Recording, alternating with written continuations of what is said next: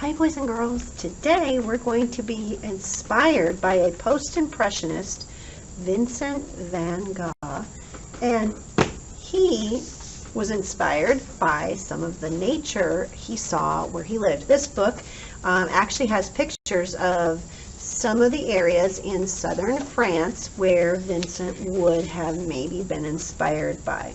So this is just a beautiful field, as you can see, of sunflowers. So many. It's like a sea of sunflowers, isn't it?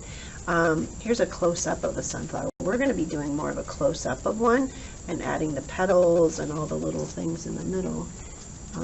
Here's another. Wow, look at that. It just looks yellow. There's so many of them. It's beautiful. And here's another one. This one, looking a little bit closer up at some of the stems and the leaves of the sunflowers. Okay. And then let's look at some of Vincent's paintings. This is one of his many paintings he did of sunflowers. And we're going to be painting our own sunflowers here soon. Okay. There's a couple more. And if you've ever been somewhere where you saw real sunflowers, they're just so beautiful and bright and sunshiny. Okay. All right, so now that we've had a little bit of a look at what Vincent might have seen, we're going to go our own sunflowers.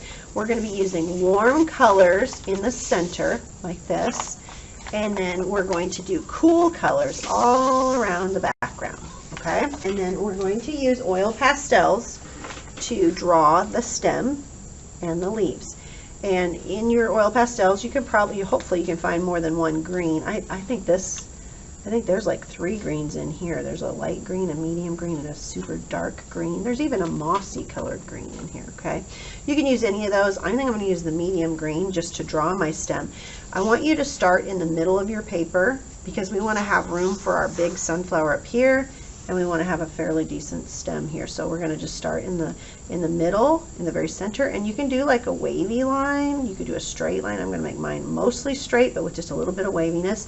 And then I don't want it to be quite that skinny, so right next to it I'm going to make another line just to make it a little thicker, and then I'm going to fill that in.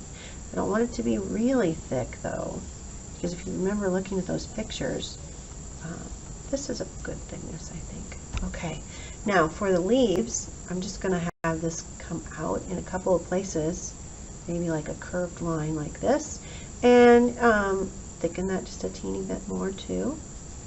And then on each one of these, the leaves kind of reminded me of a raindrop shape. So I'm just going to do like the shape of a raindrop here, kind of going away from my plant. And then I'm going to draw the veins of my leaf, which is a line that goes up the middle and some diagonal lines that come off of that. I'm going to do the same thing down here, make kind of a giant raindrop shape, and then put a vein down the middle and some diagonal lines going out from that.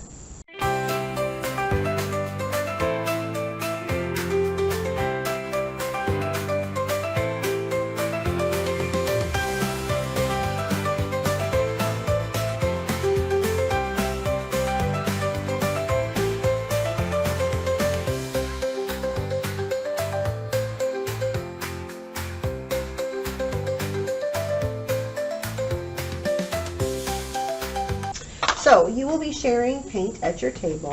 Mrs. Walker will be giving you some warm colors to start with. We're all going to make a circle because the center of a sunflower is pretty big. So you're going to make a big circle using the warm colors. And Mrs. Walker has some paint brushes that lost their paintbrush. And these work really good. You could use a Q-tip for this, but these work really great for me, and I can just wash them off and reuse them. So I'm going to start with a warm color. I think I'm going to use the yellow. And I'm just going to make a big circle right here. I'm going to start at my stem, and I'm going to just do dots.